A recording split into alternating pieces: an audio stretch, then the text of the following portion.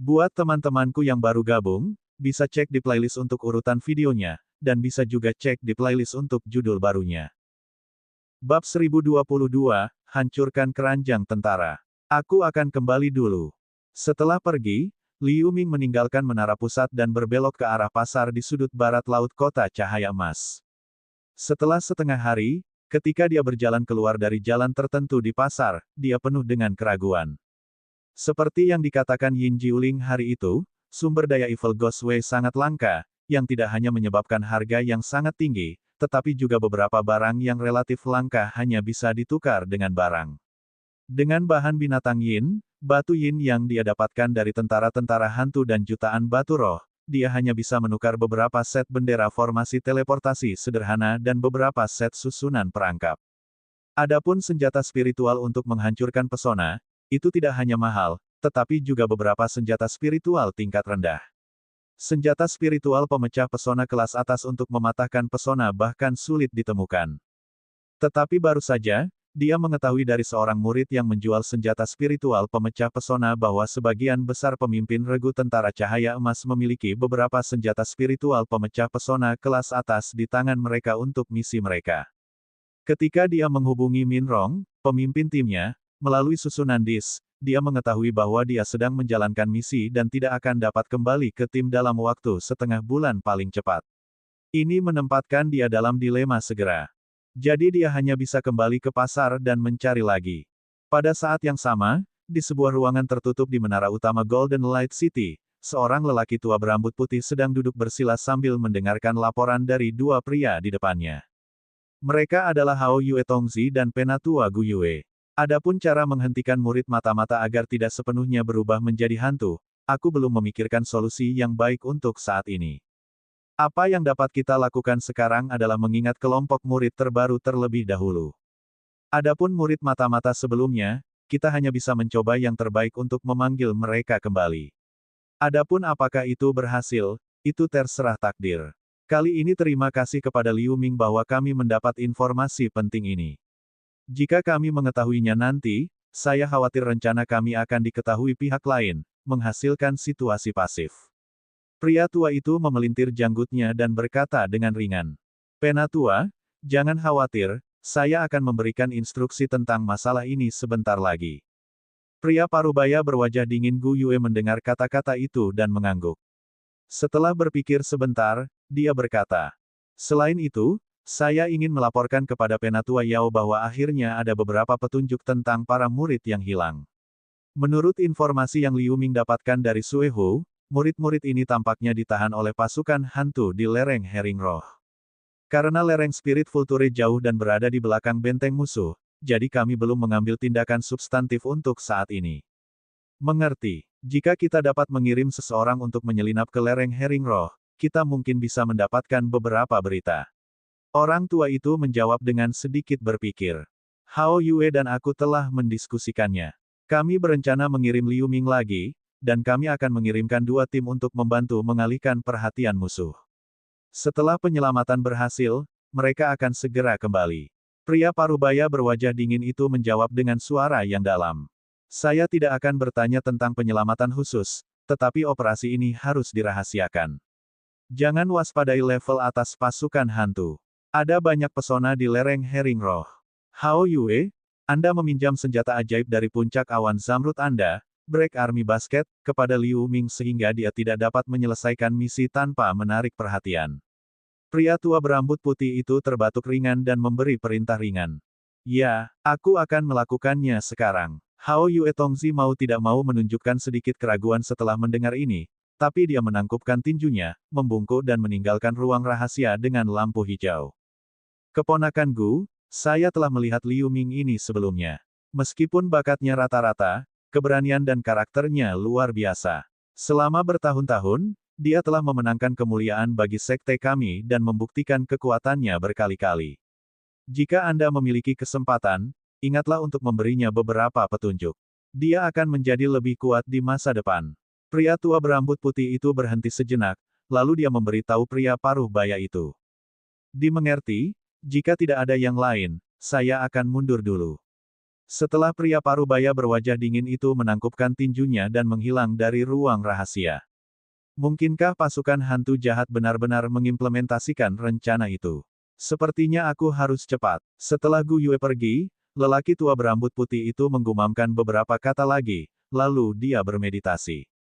Pada saat yang sama, Liu Ming masih sedikit mengernyit saat dia mencari senjata spiritual pemecah pesona yang cocok di pasar. Tepat saat dia berjalan keluar dari toko sederhana, lampu hijau muncul di depannya, lalu seorang anak laki-laki berusia 13 tahun terungkap dari sana. Dia adalah penatua Hao Yue. Murid memberi hormat kepada Master Junior Hao Yue. Liu Ming tertegun sejenak, lalu dia menangkupkan tinjunya dan membungkuk. Saya khawatir tidak mudah bagi keponakan murid Liu untuk menemukan senjata spiritual yang cocok di sini. Hao Yue Tongzi tersenyum sedikit. Tuan Junior benar, memang tidak mudah untuk menemukannya. Liu Ming tersenyum kecut, menggelengkan kepalanya dan menjawab. Hehe, penatua Gu dan aku lupa memberimu senjata ajaib pemecah pesona ini. Hao Yue Tongzi tertawa dan membalikkan satu tangan saat dia berbicara. Keranjang bunga halus muncul setelah memancarkan kecemerlangan putih. Liu Ming hanya bisa merasakan aroma menyegarkan melayang ke arahnya. Keranjang bunga ini seukuran 2 kepalan tangan. Itu ditenun dari tongkat bambu seputih salju. Tongkat bambu memiliki pola roh yang halus dan halus, memancarkan cahaya spiritual yang redup. Ada beberapa bunga putih sederhana di keranjang yang memancarkan aroma halus. Hao Yue Tongzi mengulurkan jari dan menunjuk ke keranjang bunga di udara. Aliran uap air putih terus disemprotkan dari bunga putih, berubah menjadi lapisan tipis kabut air putih. Sosok Hao Yue Tongzi berangsur-angsur menjadi kabur. Hanya dalam 3 detik, keranjang bunga menghilang dalam kabut bersama dengan aroma bunga, dan Hao Yue Tongzi juga menghilang dari udara. Menyaksikan semua ini, Liu Ming tidak bisa membantu tetapi bergidik dalam pikirannya. Dia dengan cepat melepaskan pikiran surgawi, tetapi dia tidak bisa merasakan apapun. Keranjang bunga ini sangat ajaib. Tiba-tiba, ada gelombang fluktuasi lain di depannya. Seiring dengan aroma yang akrab, sosok yang samar-samar muncul. Hao Yue Tongzi memegang keranjang bunga secara bertahap muncul. Keponakan murid Liu, ini bukan hanya senjata ajaib yang dapat menghancurkan pesona, tetapi Anda juga dapat mengaktifkan wewangian bunga untuk menyembunyikan Anda di saat-saat kritis. Ini adalah harta rahasia puncak awan zamrud saya, yang umumnya tidak pernah dipinjamkan kepada orang lain. Sekarang Anda memiliki misi penting dan Anda adalah keturunan Liu Yin, saya akan meminjamkannya kepada Anda. Pastikan untuk menyimpannya dengan benar. Hao Yue Tongzi berkata dengan ekspresi serius, lalu dia mengeluarkan slip batu giok putih dan menyerahkannya kepada Liu Ming bersama dengan keranjang bunga. Terima kasih, Junior Hao Yue Guru. Liu Ming pasti akan memenuhi harapan Anda dan berusaha untuk menyelamatkan murid-murid Sekte Tai King yang ditahan. Liu Ming mengambil keranjang bunga dan slip giok dengan gembira. Setelah berterima kasih, dia menyimpannya di cincin Sumeru. Oke. 2 tim lainnya sudah berangkat. Dalam setengah bulan, mereka secara bersamaan akan meluncurkan serangan mendadak pada hantu di dekat lereng Hering Roh. Perjalanannya panjang, kamu harus pergi lebih awal juga. Hao Yue Tongzi mengangguk dan berkata. Dimengerti, aku akan berkemas dan segera berangkat. Liu Ming menangkupkan tinjunya dengan hormat dan menjawab. Setengah jam kemudian, cahaya hitam muncul dari gerbang kota cahaya emas dan terbang ke kejauhan. 3 hari kemudian, di dataran abu-abu, sesosok hitam bergerak cepat. Tiba-tiba, di rerumputan lebat, sosok hitam itu berhenti. Dia mengangkat tangannya, dan setumpuk bendera formasi warna-warni melesat dan menghilang ke sekitarnya. Segera, beberapa lapisan cahaya spiritual melintas dan bergabung dengan padang rumput. Jika seseorang tidak melihat dengan hati-hati, dia tidak akan menyadari bahwa ada susunan teleportasi sederhana dan beberapa mantra perangkap kecil. Sosok itu menggunakan pikiran surgawi untuk memindai situasi di sekitarnya. Setelah memastikan tidak ada yang aneh, dia melintas dan menghilang ke padang rumput. 7 hari kemudian, di atas pegunungan rendah, 7 pion hantu dengan tombak terbang perlahan. Itu adalah pasukan tentara hantu yang berpatroli di dekatnya. Pemimpinnya adalah letnan hantu dengan periode kristalisasi basis budidaya tahap selanjutnya. Itu memiliki wajah merah dan penampilan yang agak jelek, tapi itu sedikit lebih tinggi dari prajurit lainnya. Tiba-tiba, di gunung di depan, sesosok hitam berlari melewatinya. Setelah diperiksa lebih dekat, itu sebenarnya adalah seorang gadis montok dengan tule hitam. Kapten, ada situasi. Sebuah pion hantu kecil melangkah maju dan melaporkan dengan lembut. Omong kosong. Saya tentu saja melihat sosok yang begitu besar. Wanita ini penuh dengan yin qi. Dia bukan seorang kultivator manusia, tetapi dia tidak lemah. Dia sudah berada di tahap kristalisasi selanjutnya, tetapi dari klan mana dia berasal? Mungkin saya bisa menangkapnya untuk membentuk kultivasi ganda, maka saya tidak jauh dari menerobos kemacetan ke negara pelet Sudo. Letnan hantu itu membuat senyum jahat. Hehe, Kapten, kamu bisa dipromosikan menjadi Kapten hantu saat itu. Pion hantu pendek juga mencibir. Segera setelah itu, pasukan diam-diam mengikuti gadis berbaju tule hitam. Gadis berbaju tule hitam itu berhenti di sebuah baskom dan melihat sekeliling seolah sedang mencari sesuatu. Pada saat ini, udara hitam keluar, dan beberapa pion hantu telah mengelilinginya. Kapten, saya merasa ada yang tidak beres. Wanita ini sepertinya membuatku takut. Tidak jauh di udara, pion hantu pendek di belakang Kapten hantu bergidik dan berkata, "Kau pengecut. Bahkan jika wanita ini kuat, dia hanya berada pada tahap kristalisasi selanjutnya.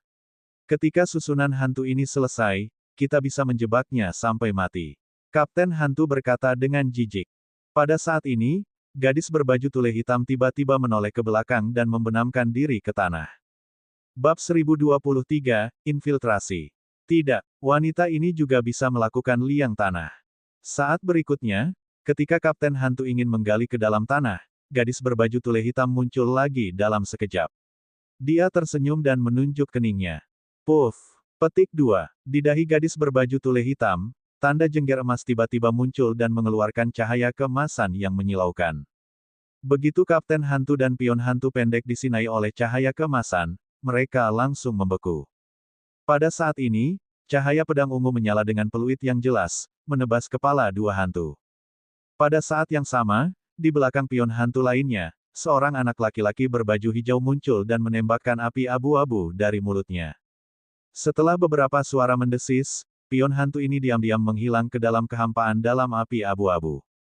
Gadis berbaju tule hitam dan anak laki-laki berbaju hijau secara alami adalah dua hewan peliharaan spiritual Liu Ming, Xier dan Feier.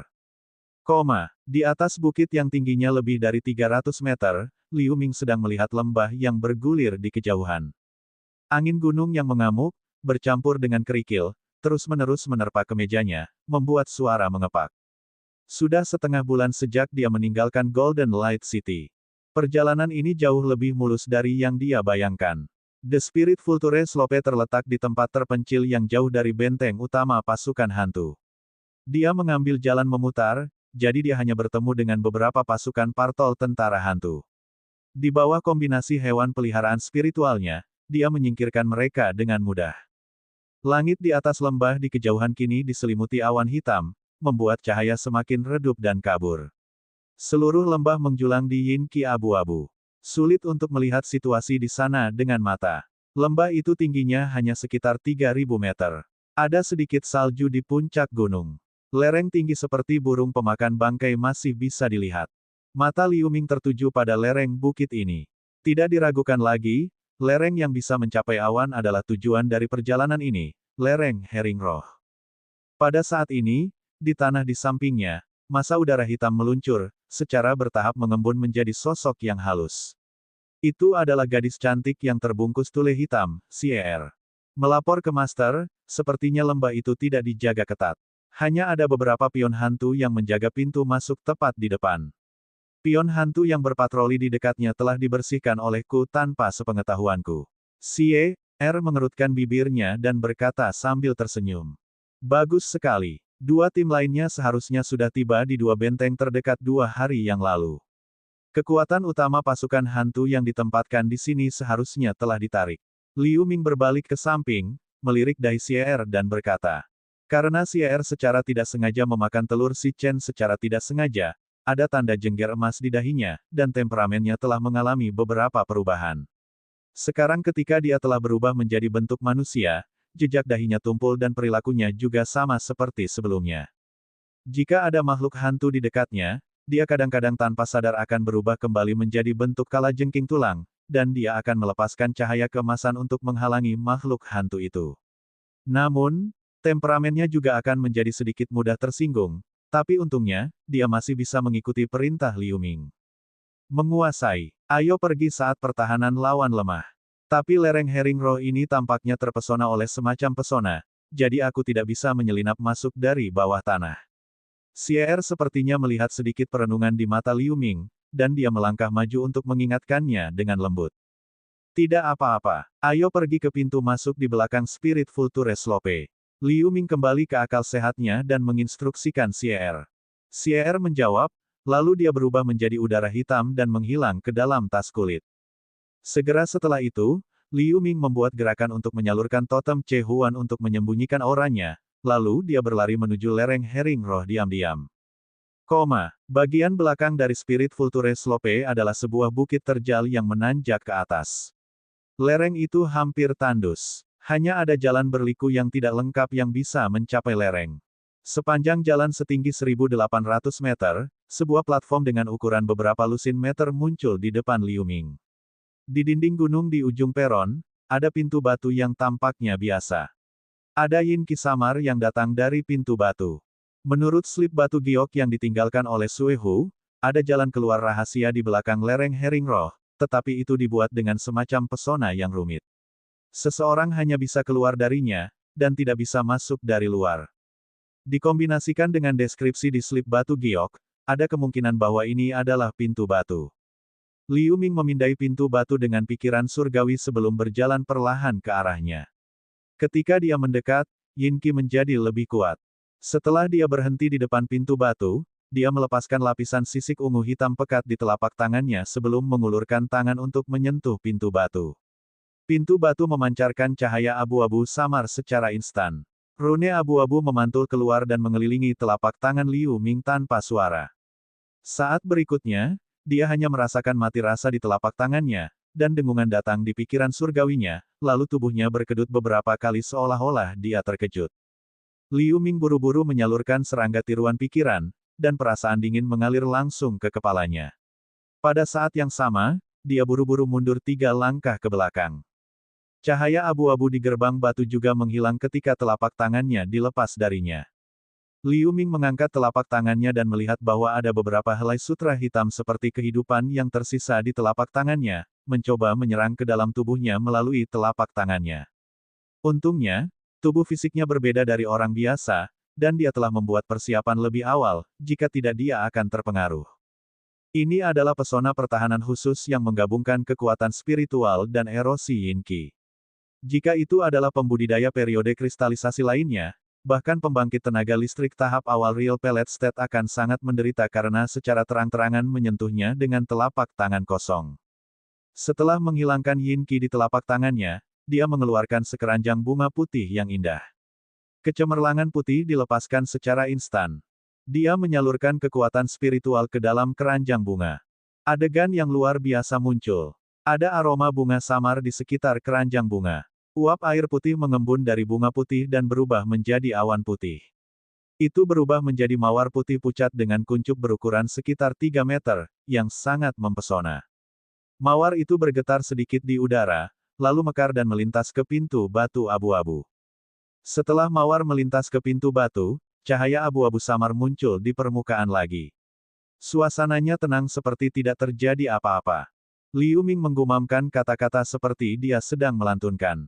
Tetapi setelah hanya 3 detik, mawar putih yang mekar muncul di permukaan pintu batu, dan dengan cepat mulai layu dan menyusut. Saat bunga layu, cahaya abu-abu di pintu batu juga meredup. Saat mawar putih menghilang, cahaya abu-abu telah menghilang menjadi bintik-bintik cahaya abu-abu. Senjata ajaib pemecah pesona yang diberikan oleh Hao Yue Tongzi ini benar-benar misterius. Setelah Liu Ming diam-diam berseru, dia mengubah gerakan dan meluncurkan lampu hijau ke keranjang bunga. Aroma bunga yang menyegarkan langsung mengelilinginya. Dia hanya merasa tubuhnya dikelilingi oleh uap air putih samar, selain itu, tidak ada yang berbeda. Tetapi jika pembudidaya lain menatapnya sekarang, Liu Ming benar-benar tersembunyi di udara sekarang. Sosok dan auranya tidak bisa dirasakan sekarang. Setelah Liu Ming melakukan semua ini, dia dengan lembut mendorong pintu batu abu-abu. Setelah pintu batu membuka celah ke dalam yang hanya bisa dilewati oleh satu orang, dia menyelinap ke lereng Hering Roh. Begitu dia memasuki lereng gunung, Yin Qi yang menggigit bergegas ke arahnya, membuatnya gemetar. Yin Qi di lereng gunung lebih dari sedikit lebih tebal daripada di pintu batu. Bahkan seorang kultivator seperti dia yang telah berlatih teknik hantu selama lebih dari 100 tahun merasa sedikit tidak normal. Tanpa banyak berpikir, dia dengan cepat melepaskan pikiran surgawi untuk memindai seluruh sisi gunung, tetapi dia menemukan bahwa sisi gunung itu kosong. Hanya ada lingkaran koridor batu dari bawah ke atas. Ada 10 lapisan. Dia saat ini berada di posisi tengah bawah. Untuk kepuasannya, di ruang besar ini, hanya ada beberapa pion hantu peringkat rendah yang tersebar di koridor batu di setiap lantai. Yang dengan kultivasi tertinggi hanyalah letnan hantu utama pada tahap awal periode kristalisasi. Selain itu, koridor batu di setiap lantai terhubung ke kamar batu yang tertanam miring di dinding batu. Di bawah pintu setiap kamar batu, ada lubang hitam berbentuk setengah bulan berukuran sekitar 1 kaki. Untaian Yin Qi terus mengalir ke ruang batu melalui lubang hitam setengah bulan ini. Jeritan mengerikan datang dari kamar batu ini sebentar-sebentar. Pion hantu peringkat rendah itu sepertinya sudah terbiasa dengan teriakan seperti ini. Mereka hanya berpatroli bolak-balik di terowongan lereng gunung, membuat langkah kaki yang membosankan. Jeritan ratapan dan gema langkah kaki kering ini bergema di gunung yang kosong dan dingin ini, yang sangat menyeramkan. Apakah kakak senior Wu ditahan di sini? Tapi suara-suara ini sepertinya bukan manusia. Sedikit keraguan melintas di mata Liu Ming.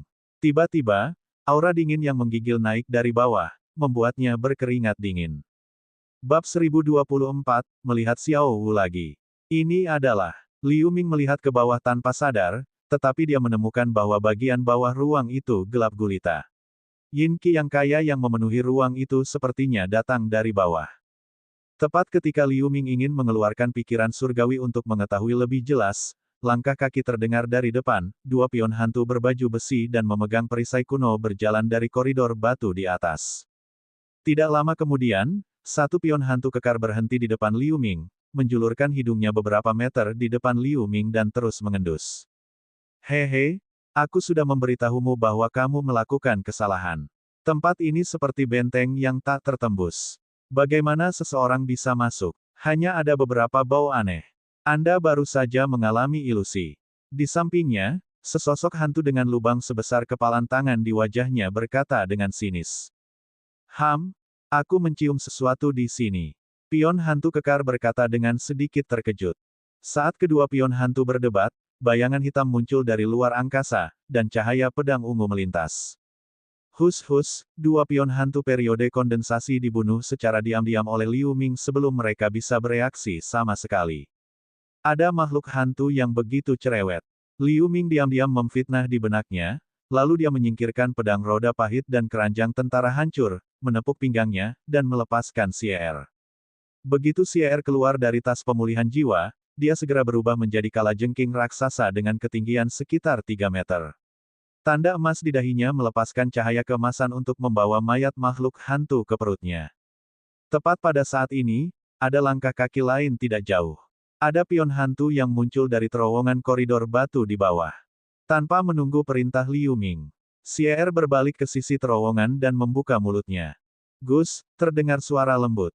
Cahaya keemasan membungkus makhluk hantu dan dengan cepat menariknya kembali ke Xier. Teguk-teguk, Liu Ming bahkan tidak melihat wajah pion hantu, dan itu menjadi makanan di perut Xier. Pada saat berikutnya, Liu Ming duduk bersila di tempat, melepaskan pikiran surgawi untuk mencari setiap ruang rahasia. Jika pion hantu mendekat, dia akan menggunakan pikiran surgawi untuk memerintahkan Xier menelannya secara diam-diam. Meskipun pesona ruang rahasia ini tidak rumit, Liu Ming tidak dapat menggunakan pikiran surgawi untuk sepenuhnya mengetahui situasi di ruang batu. Juga, akan sedikit merepotkan untuk masuk ke ruangan satu per satu dan menyelidiki. Untungnya, setelah beberapa upaya, dia menemukan bahwa meskipun pikiran surgawinya terhalang, dia masih bisa merasakan kekuatan hidup di kamar batu, yang akan membantu dalam menyaring ruangan. Namun, dia telah memeriksa sekitar 60 kamar batu yang berputar, tetapi dia tidak menemukan makhluk hidup sama sekali. Sebaliknya, Tempat di atas memiliki ki hantu yang lebih tebal. Meskipun sosoknya tidak bergerak, ada firasat yang tidak menyenangkan di benaknya. Tepat ketika dia dengan paksa menekan emosinya dan terus melepaskan pikiran surgawi untuk memeriksa ke atas, transmisi suara siar datang dari telinganya. Menguasai. Ada beberapa ruang rahasia di bawah ini. Sepertinya saya merasakan aura pembudidaya manusia. Petik 2. Mendengar ini, Liu Ming melepaskan pikiran surgawi di bawahnya. Setelah sekitar 10 menit, dia mengerutkan kening dan bergegas turun melalui koridor batu. Dia melewati koridor batu spiral lebih dari 10 lantai. Setelah membunuh lebih dari 10 pion hantu berpatroli tingkat rendah dengan kecepatan kilat, Liu Ming akhirnya datang ke koridor batu di dekat bagian bawah.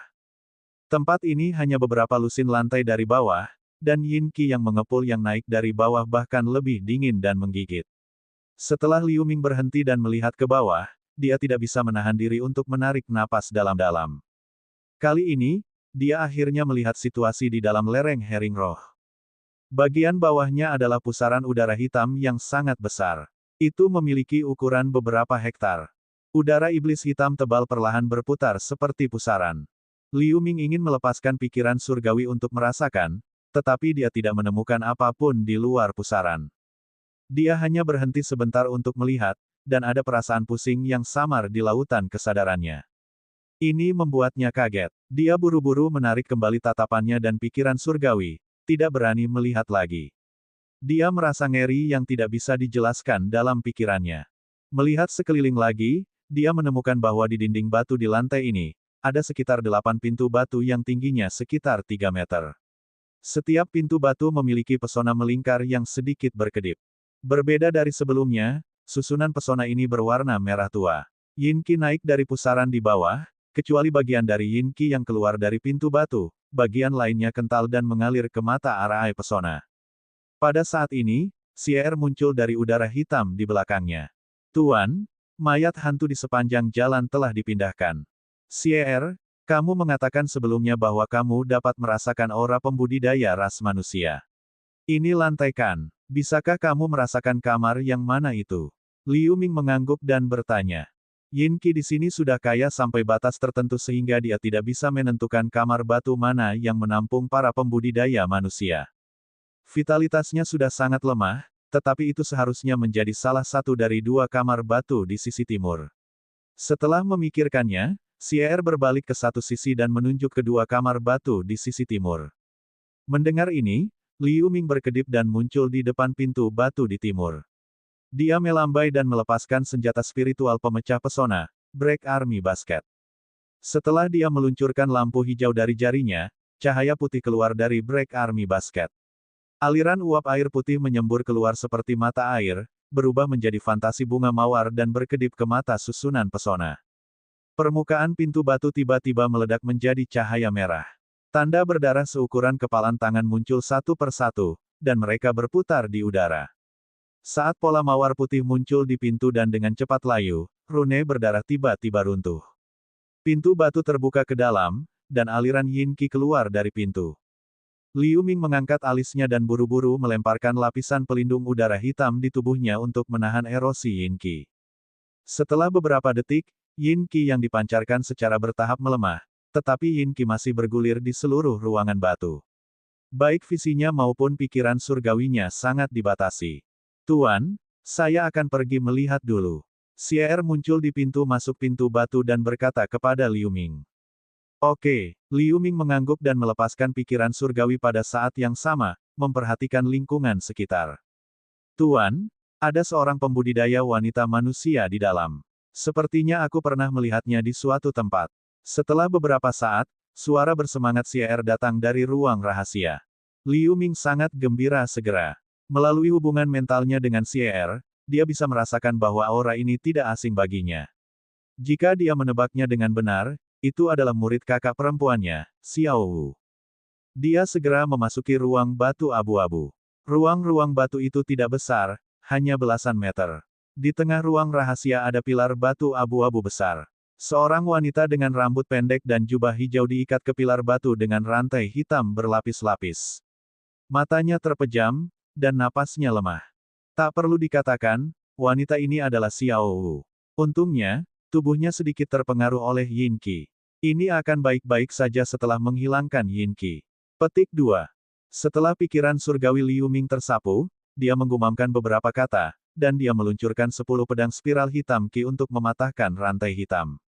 Kemudian dia mengeluarkan jimat kuning pucat dari dadanya, meletakkannya dengan ringan di dahi wanita itu dan melantunkan. Sebuah cahaya kuning melayang keluar, berubah menjadi perisai kuning pucat untuk menutupi dirinya. Pada wanita ini, gumpalan abu-abu Yin Qi terus memuntahkan dari tubuhnya dan berkumpul di dalam ruangan. Pada saat yang sama, Xier juga tidak menganggur. Dia melambaikan tangannya untuk melepaskan gelombang angin jernih untuk mengumpulkan Yin Qi. Saat berikutnya, Xier menyedot Yin Qi ini ke dalam mulutnya dengan puas. Cahaya hitam juga sedikit berkedip padanya.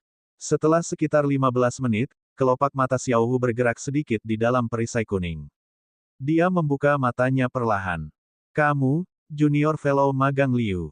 Xiaohu terlihat agak kabur, tetapi ketika dia melihat orang di depan, wajahnya tiba-tiba menunjukkan sedikit kejutan. Dia berkata dengan lemah. Kakak senior Xiaohu, kamu akhirnya bangun. Melihat ini, Liu Ming dengan cepat membungkuk dan berkata, saya tidak berharap untuk melihat rekan magang saya di sini dalam hidup saya, atau junior fellow magang Liu. Ngomong-ngomong, bagaimana Anda tahu bahwa saya ada di sini? Xiaohu duduk perlahan dan bertanya dengan lembut. Ini bukan tempat untuk berbicara. Kita harus meninggalkan tempat ini terlebih dahulu dan kemudian perlahan-lahan mengejar. Setelah Liu Ming mengucapkan kalimat, dia maju dan menggendong Xiaohu secara langsung. Dia meninggalkan ruang rahasia dalam sekejap dan muncul di koridor batu. Rekan muda magang Liu, saya memiliki liontin giok penghindar yin yang diberikan master untuk melindungi tubuh saya, dan saya telah berlatih teknik hantu, jadi saya masih baik-baik saja. Aku hanya sedikit lemah, tapi aku masih bisa berjalan sendiri. Selain itu, orang lain yang tertangkap bersamaku juga harus ditahan di dekat sini. Wajah Xiaohu sedikit memerah. Dia berjuang keluar dari pelukan Liu Ming dan berdiri di samping. Jadi, di antara pintu batu di dekatnya, seharusnya ada rekan magang senior lainnya. Liu Ming berkata dengan ekspresi aneh di wajahnya. Karena itu, menurut apa yang dikatakan Xier sebelumnya, kecuali vitalitas yang lemah di ruang batu tidak jauh di depan, sisanya mungkin telah diserang oleh Yin Qi. Kehidupan dan kematian mereka tidak diketahui. Setelah berpikir sejenak, dia masih menunjuk keranjang tentara Brek dengan 5 jari. Di keranjang bunga putih, aliran uap air putih menyembur keluar, berubah menjadi mawar putih yang melintas ke pintu batu di depan. Bab 1026, Badai Masuk. Ketika keduanya memasuki kota cahaya emas, mereka membutuhkan banyak upaya untuk masuk ke kota karena token identitas dan barang-barang lainnya pada Xiao Wu telah jatuh ke tangan tentara hantu. Saat mereka melangkah ke Golden Light City, Xiao Wu menggigit bibirnya, dan ekspresi yang tidak dapat dijelaskan melintas di matanya. Sudah hampir 10 tahun sejak terakhir kali dia pergi untuk melakukan misi. Teman-temannya sudah menjadi makhluk hantu, dan dia hampir menjadi salah satu dari mereka juga. Itu adalah pengalaman paling berbahaya dalam hidupnya. Sekarang dia kembali ke kota, dia merasa seperti berada di era yang berbeda. Kakak senior Xiao Wu, tentang lereng Herring Roh, kamu masih perlu melapor kepada para tetua. Apakah kamu masih bisa melakukannya? Liu Ming melirik Xiao Wu dan bertanya. Tidak masalah. Xiao Wu menarik napas dalam-dalam dan berkata sambil tersenyum. Liu Ming mengangguk. Dia melambai dan membungkusnya dengan udara hitam, lalu mereka terbang menuju menara utama. Di aula menara utama pusat. Salam untuk dua penatua. Liu Ming membungkuk kepada Hao Yue Tongzi dan penatua Gu, dan Xiao Wu juga membungkuk. Kalian berdua tidak perlu sopan. Saya baru saja menerima laporan. Keponakan murid Liu, Anda telah membuat kontribusi lain kali ini. Xiao Wu, aku minta maaf atas penderitaanmu. Hao Yue Tongzi berkata dengan senyum di wajahnya. Liu Ming tersenyum dan tidak mengatakan apa-apa. Terima kasih tetua atas perhatianmu. Xiao Wu menjawab dengan penuh terima kasih. Dia sudah mendengar dari Liu Ming bahwa alasan dia bisa berhasil menyelinap ke lereng Herring Roh adalah karena keranjang tentara penghancur yang dipinjam Hao Yue Tongzi. Keponakan murid Liu, mengapa kamu hanya menyelamatkan keponakan murid Xiao Wu? Apakah semua murid lainnya terbunuh? Penatua Gu bertanya. Aku akan melaporkan ini. Benteng tentara hantu dari lereng Hering Roh tampaknya mirip dengan benteng tentara hantu biasa. Namun, setelah saya menyelinap ke dalamnya, saya melihat, Liu Ming menceritakan semua yang terjadi di lereng Hering Roh. Ada hal seperti itu, mengubah murid dari berbagai sekte menjadi makhluk hantu seperti zombie. Penatua Gu dan Hao Yue Tongzi saling memandang dengan ekspresi terkejut. Dari analisis intelijen yang mereka terima, mereka sudah menduga bahwa spirit Vulture Slope seharusnya menjadi basis eksperimen pasukan hantu, tetapi mereka tidak menyangka situasinya akan begitu sensasional. Saya telah bertarung melawan zombie yang kehilangan akal sehatnya. Menurut kakak senior Xiao Wu, kebanyakan dari mereka hanya pembudidaya di periode kristalisasi sebelumnya. Setelah berubah menjadi zombie, tubuh mereka kebal dan kekuatan mereka telah meningkat pesat. Mereka tidak lebih buruk dari pembudidaya real pellet state biasa. Liu Ming melanjutkan. Ketika saya ditahan, saya mendengar pion hantu penjaga mengatakan bahwa mereka menyebut para pembudidaya seperti zombie itu, hantu Xiao. Xiao Wu juga menjelaskan. Hantu Xiao. Hao Yue Tongzi terkejut ketika dia mendengar kata-kata itu, dan dia melirik Gu yang lebih tua yang juga menggelengkan kepalanya. Dia rupanya belum pernah mendengar nama itu. Berapa perkiraan jumlah pembudidaya yang ditahan di sana? Penatua Gu bertanya dengan suara yang dalam. Saya hanya melihat sekilas. Seharusnya ada sekitar 100 orang. Liu Ming mengingat situasi di Spirit Vulture Slope dan berkata. Ketika saya ditangkap beberapa tahun lalu, jumlahnya tidak terlalu besar. Itu hanya meningkat secara bertahap dalam beberapa tahun terakhir. Xiao Wu menambahkan setelah memikirkannya. Ketika Hao Yue Tongzi dan tetua bermarga Gu mendengar kata-kata itu, wajah mereka tampak serius lagi. Keponakan murid Liu telah bekerja keras akhir-akhir ini. Anda harus kembali untuk beristirahat dulu. Keponakan murid Xiao Wu, saya melihat bahwa aura Anda tidak stabil. Beristirahatlah di kota sebentar. Hao Yue Tongzi merenung sejenak, lalu dia memerintahkan. Ya, murid akan mundur sekarang. Liu Ming membungkuk dan berjalan keluar dari menara dengan Xiao Wu dengan cepat. Melihat Liu Ming berjalan keluar, Hao Yue Tongzi dan sesepuh yang bermarga Gu tampak sangat muram. Saya tidak menyangka lereng Hering Roh kecil menyembunyikan begitu banyak rahasia. Jika saya mengetahuinya lebih awal, saya seharusnya mengirim beberapa tim untuk bertindak dengan Liu Ming. Mungkin beberapa murid yang belum menjadi hantu masih bisa diselamatkan. Hao Yue Tongzi berkata dengan sedikit kesal. Bahkan jika kita mengirim orang sekarang, itu akan dijaga ketat sekarang. Kesempatan itu sudah tidak ada lagi. Penatua Gu juga menghela nafas. Aku ingin tahu apakah ada situasi serupa di benteng tentara hantu lainnya. Setelah memikirkannya, Hao Yue Tongzi berkata lagi. Seharusnya tidak. Jumlah murid elit yang disebutkan oleh Liu Ming kira-kira sama dengan jumlah murid elit yang hilang dari 4 legiun utama kami dalam beberapa tahun terakhir. Pusaran air Yin Qi yang kuat dan tidak normal yang mereka temukan, menurut perkiraan saya, seharusnya merupakan susunan pengumpulan Yin Qi yang besar. Arai pengumpulan Yin Qi berskala besar seperti itu, pasukan hantu ini seharusnya tidak dapat membangun yang kedua. Penatua Gu berkata dengan sedikit kontemplasi di matanya. Ngomong-ngomong, mari kita laporkan ini ke Master Junior Yao dulu. Kata Hao Yue Tongzi. Penatua Gu secara alami mengangguk setuju. Setelah meninggalkan menara, Liu Ming dan Xiao Wu dengan cepat kembali ke daerah pemukiman di kota. Magang kakak perempuan senior, bagaimana perasaanmu sekarang? Liu Ming bertanya dengan prihatin di udara. Aku baik-baik saja sekarang. Meskipun saya banyak menderita kali ini, beruntung saya tidak menghadapi bahaya apapun. Sebaliknya, tinggal di lingkungan itu untuk waktu yang lama, kekuatan spiritual saya telah banyak disempurnakan. Samar-samar aku bisa merasakan bahwa aku bisa menyentuh kesempatan untuk menerobos. Xiao Wu berkata sambil menghela nafas panjang. Mungkinkah? Hehe, kalau begitu selamat untuk kakak magang senior. Liu Ming terkejut, lalu dia berkata sambil tersenyum. Setelah mengobrol sebentar, mereka melanjutkan perjalanan mereka sendiri. Liu Ming segera kembali ke rumah gua pasukan ketujuh dan berlatih di balik pintu tertutup. Di ruang rahasia rumah gua, ada keheningan. Di atas futon di tengah, Liu Ming duduk bersila. Tubuhnya terbungkus kabut hitam, membentuk hitam pekat dengan ukuran sekitar 3 meter. Dari waktu ke waktu, ada helai sutra hitam yang datang dari segala arah, membuat bola tumbuh lebih besar dan lebih tebal. Setelah waktu yang lama, suara lembut memecah kesunyian di ruangan itu. Seluruh bola hitam runtuh dan berubah menjadi udara hitam yang mengepul. Di udara hitam, 5 naga kabut hitam dan 5 harimau kabut hitam mengelilingi Liu Ming, membuat raungan. Saat berikutnya, semua naga kabut dan harimau kabut kembali ke kepalanya. Dia membuka matanya, dan ada kilatan kegembiraan di matanya.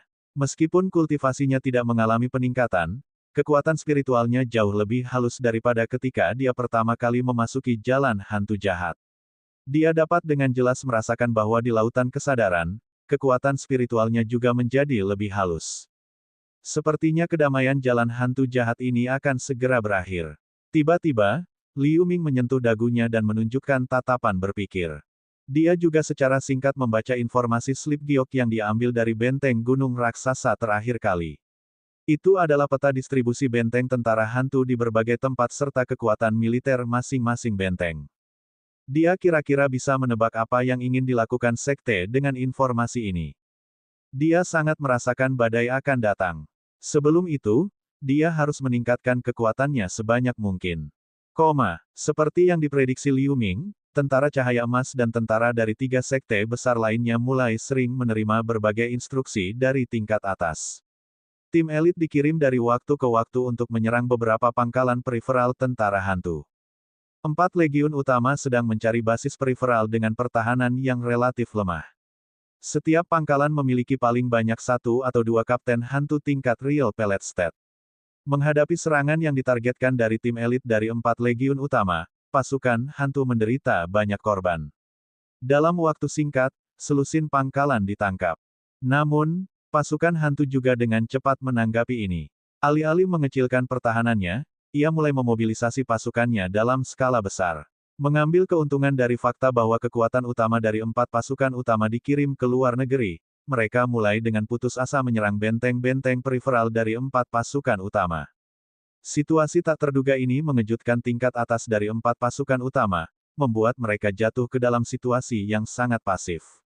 Setelah beberapa diskusi, mereka harus meninggalkan niat untuk menyerang pangkalan tentara hantu untuk sementara dan fokus pada pertahanan saja. Untungnya, pasukan hantu tampaknya tidak berniat untuk masuk terlalu jauh ke dalam lingkup pengaruh pembudidaya manusia. Mereka segera meninggalkan benteng yang direbut, yang membuat tingkat atas dari 4 sekte besar sedikit lega. Meski begitu, situasi di kota cahaya emas berangsur-angsur menjadi tegang, dan pasukan ketujuh secara alami mulai sering menerima berbagai tugas, terus-menerus berlarian di berbagai tempat jalan hantu jahat. Slot yang dikosongkan karena hilangnya pria kekar dengan busur dan pria tua bungkuk di tim asli secara alami digantikan oleh yang lain. Di daerah berbatu puluhan ribu mil jauhnya dari Golden Light City, sebuah menara batu hijau setinggi lebih dari 300 meter berdiri di sini. Bola hitam yang berputar perlahan tergantung di bagian atas menara, berkedip dengan cahaya hitam redup. Ini adalah basis transfer informasi penting untuk pasukan hantu. Pada saat ini di sekitar menara batu, pertempuran kacau terjadi seperti api yang mengamuk. Ratusan tentara-tentara hantu sudah mengepung menara batu di tengah. Legiun dipimpin oleh 2 kapten hantu Real Pellet State, 8 letnan hantu di periode kristalisasi masing-masing memimpin barisan untuk mempertahankan 8 arah. Sebagian besar palankes adalah pion hantu tingkat rendah pada periode kondensasi dan tahap utusan roh. Skuad ketujuh tempat Liu Ming berada, dan 2 regu lainnya, ada 20 dari mereka meluncurkan serangan dari segala arah. Untuk sementara waktu, suara pertempuran datang satu demi satu. Dimanapun cahaya itu lewat, langit yang redup diterangi secara transparan dan terang.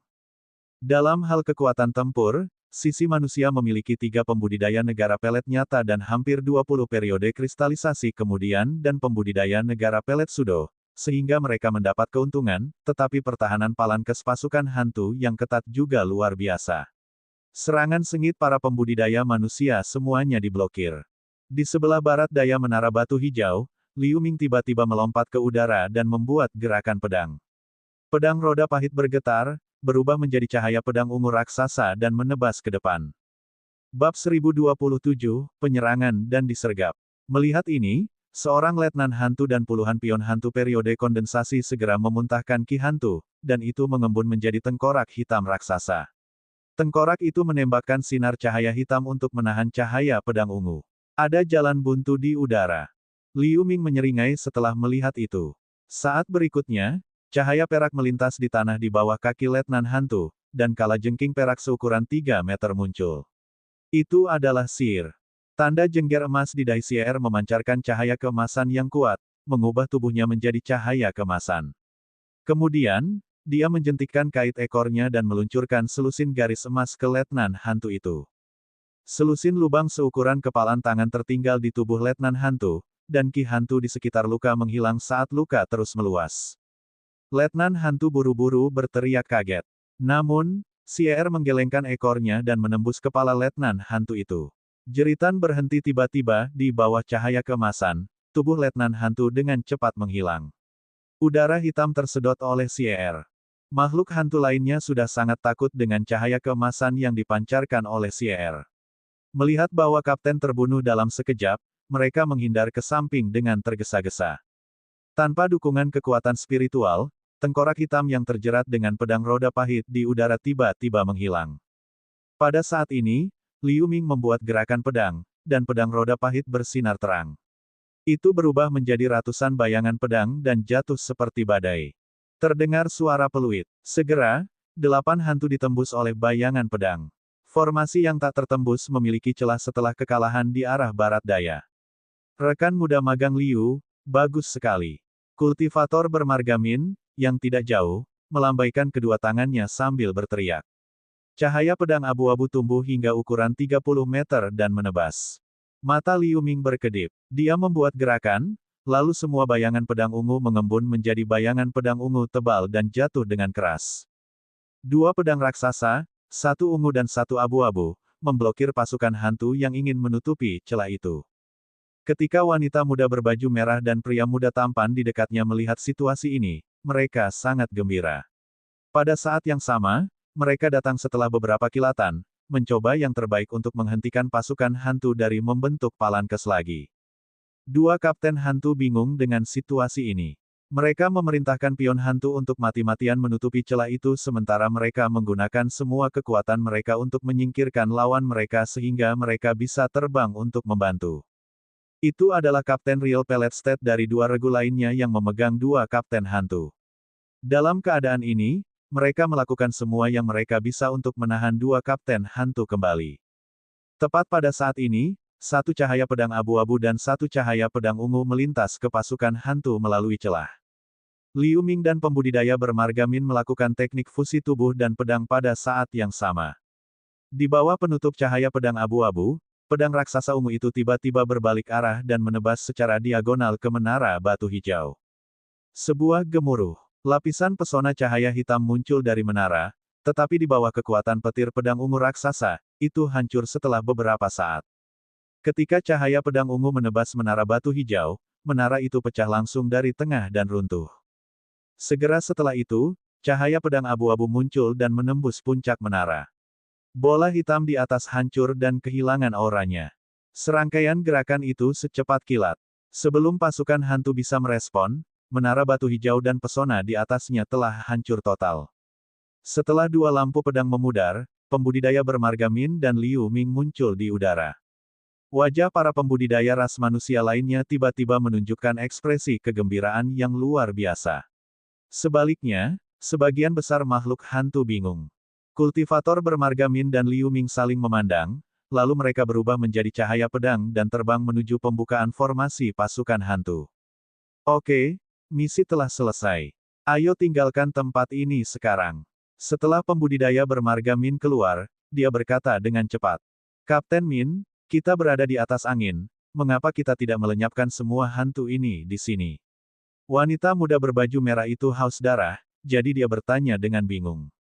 Hantu-hantu ini tidak lemah. Jika kita terus berjuang, bahkan jika kita bisa melenyapkan mereka, korban kita tidak akan sedikit. Selain itu, jika berlarut-larut, mungkin ada bala bantuan dari pasukan musuh lainnya, jadi kita harus mundur sekarang. Kultivator bermargamin memerintahkan. Dalam misi ini, pasukan ketujuh adalah kekuatan utama. Karena pembudidaya bermargamin mengatakan demikian, 2 kapten lainnya tidak banyak bicara. Mereka juga berubah menjadi lampu pelarian dan terbang ke kejauhan. Liu Ming melambaikan 1 tangan, lalu siar di tanah terbang kembali ke tas pemulihan jiwa. Dia berbalik, membungkus dirinya dengan udara hitam dan berlari pergi. Setelah pembudidaya ras manusia surut ke segala arah seperti air pasang, pertempuran di lapangan dengan cepat berhenti. Dua kapten Real Pellet State dari pasukan hantu memandangi menara batu yang runtuh dengan ekspresi yang sangat jelek. Mereka tiba-tiba berbalik untuk melihat pembudidaya manusia yang mundur, tetapi mereka tidak mengejar mereka. Mereka tertangkap basah kali ini, dan mereka hampir tidak bisa bersaing dengan Liu Ming dan yang lainnya dengan mengandalkan formasi militer. Dalam keadaan saat ini, mereka hanya bisa menyaksikan orang-orang dari ras manusia secara bertahap menghilang ke langit. Setengah tahun kemudian, di atas gunung yang tandus, anggota regu ketujuh berdiri saling membelakangi dalam kelompok, dikelilingi oleh ratusan prajurit hantu jahat. Di antara enam, seorang pria berotot botak dengan palu raksasa dan seorang pemuda kurus-kurus dengan sepasang pisau adalah anggota baru. Sial, kenapa tiba-tiba ada begitu banyak pasukan hantu? Wanita muda berbaju merah itu mengulurkan cincin merah di tangannya, melepaskan awan api untuk membela diri. Dia berkata dalam kebencian. Hantu-hantu ini benar-benar tidak ada habisnya. Pria berotot botak itu melambai sambil berkata dengan marah.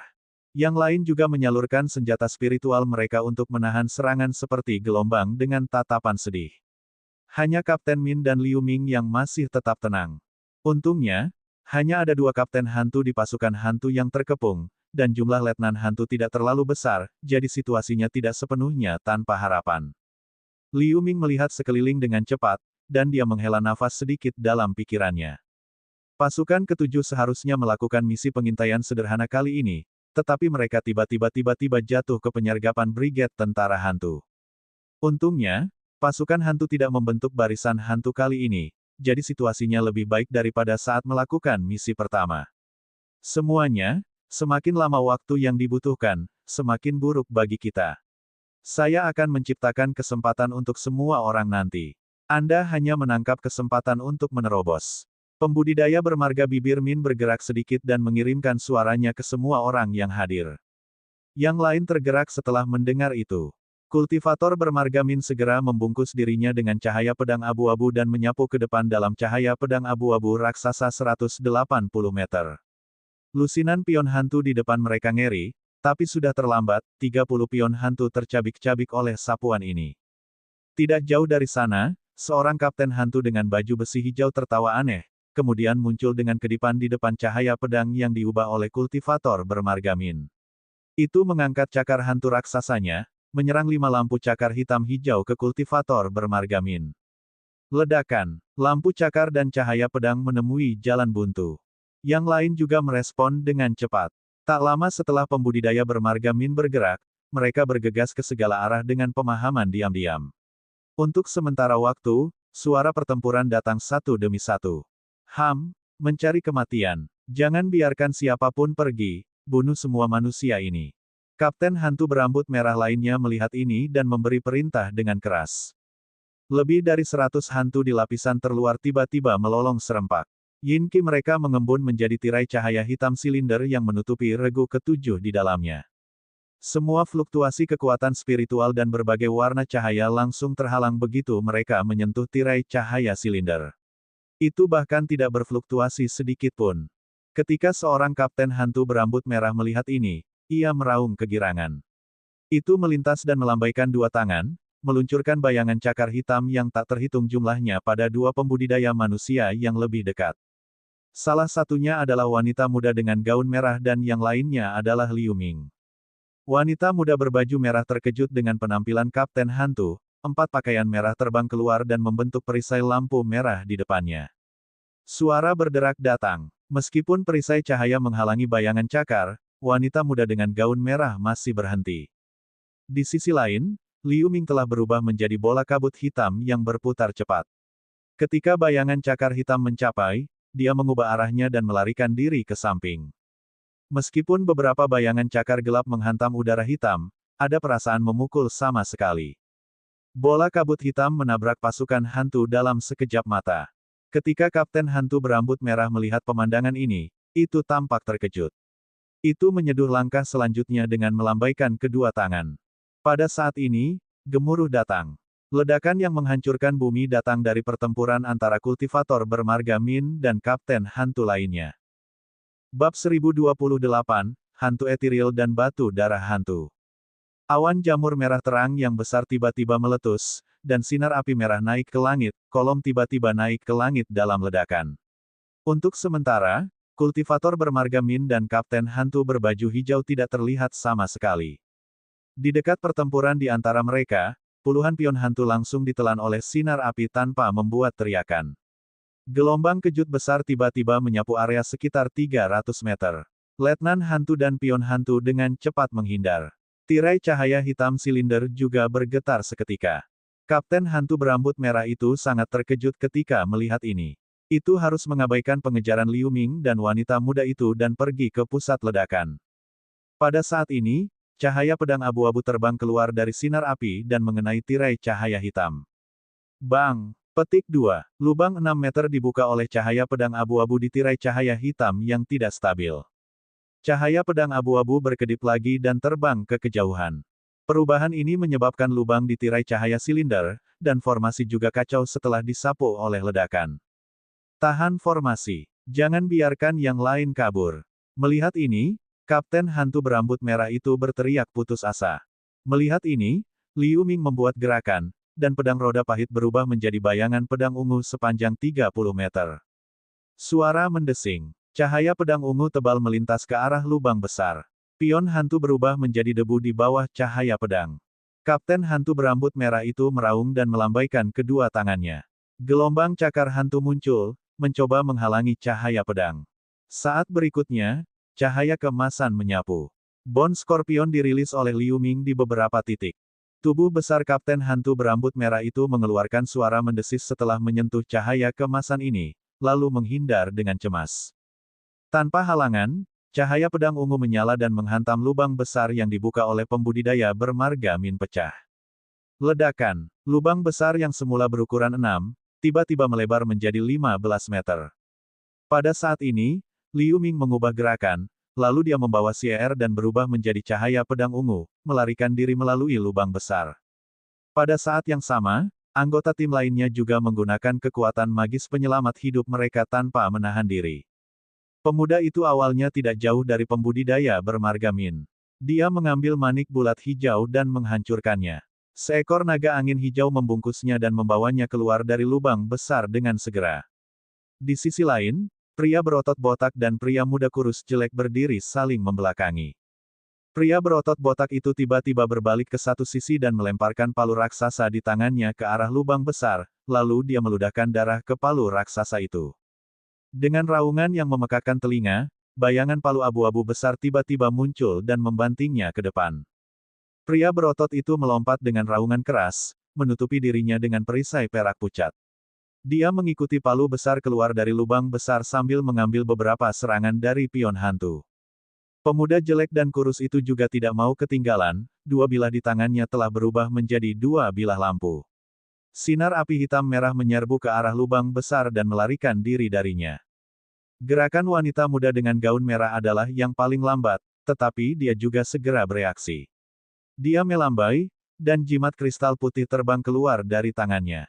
Cahaya putih menyala, dan kristal es tipis yang tak terhitung jumlahnya dengan ketebalan satu lengan ditembakkan ke pasukan hantu di depan. Di bawah penutup kristal es, dia berubah menjadi lampu pelarian merah dan bergegas ke arah lain. Brengsek. Pada saat ini, sosok lain terbang keluar dari pusat ledakan. Itu adalah kapten hantu berbaju hijau yang melawan kultivator bermarga Min. Sepertinya itu telah melalui pertarungan yang buruk. Armor hijau itu retak, dan setengah dari tubuhnya mengeluarkan asap hitam. Lengan dan kaki kirinya hilang. Deretan tulang rusuk berdarah bisa terlihat di dadanya. Namun, meskipun cederanya serius, tampaknya tidak mengancam jiwa. Matanya dipenuhi amarah. Mata merah darah kapten hantu berbaju hijau menyapu ke segala arah, lalu menatap wanita muda berbaju merah yang belum terbang terlalu jauh. Dengan raungan seperti binatang, tombak hitam sepanjang 3 meter muncul di tangannya. Itu melemparkan tombak panjang hitam ke belakang wanita muda dengan gaun merah.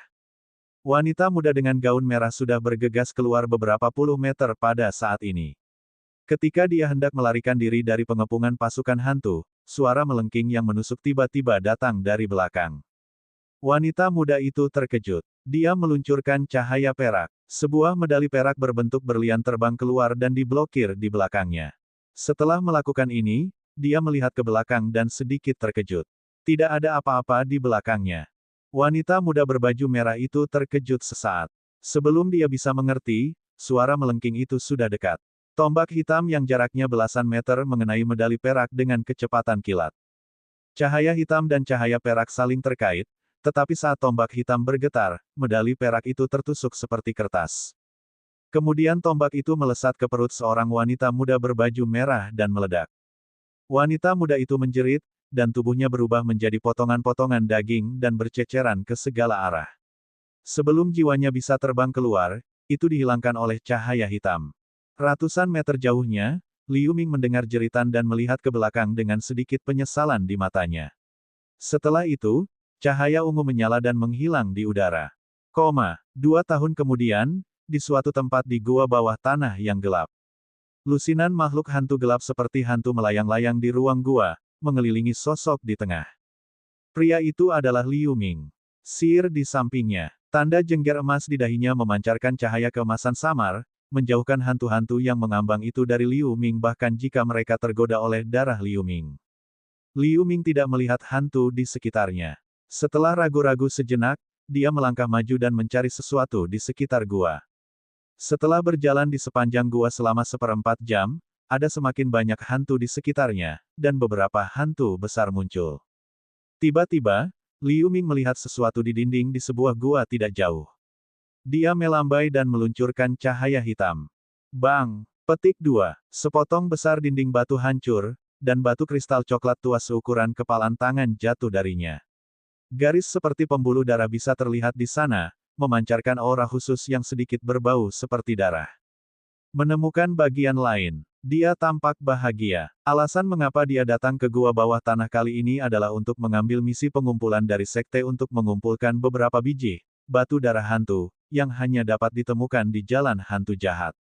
Meskipun biji ini adalah biji tipe Yin, biji ini mengandung jenis kekuatan spiritual khusus yang berbahaya bagi pasukan hantu.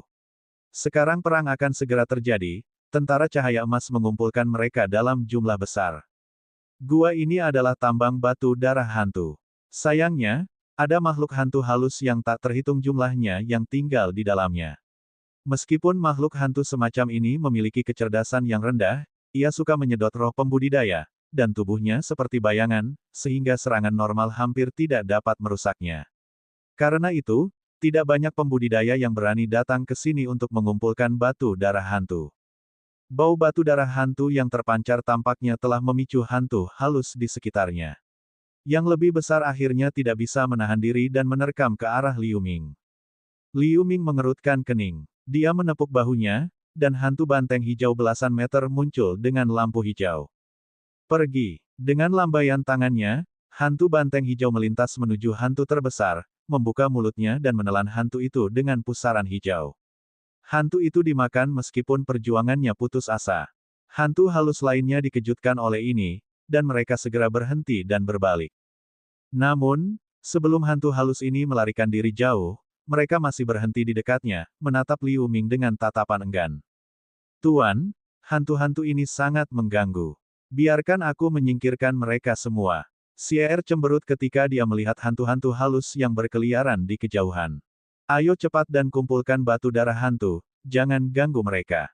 Liu Ming menggelengkan kepalanya dan berkata, hantu-hantu halus ini tidak ada habisnya untuk dibunuh, dan tidak ada gunanya membunuh mereka.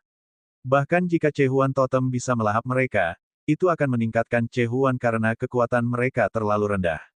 Jadi, dia tidak ingin membuang waktu untuk mereka.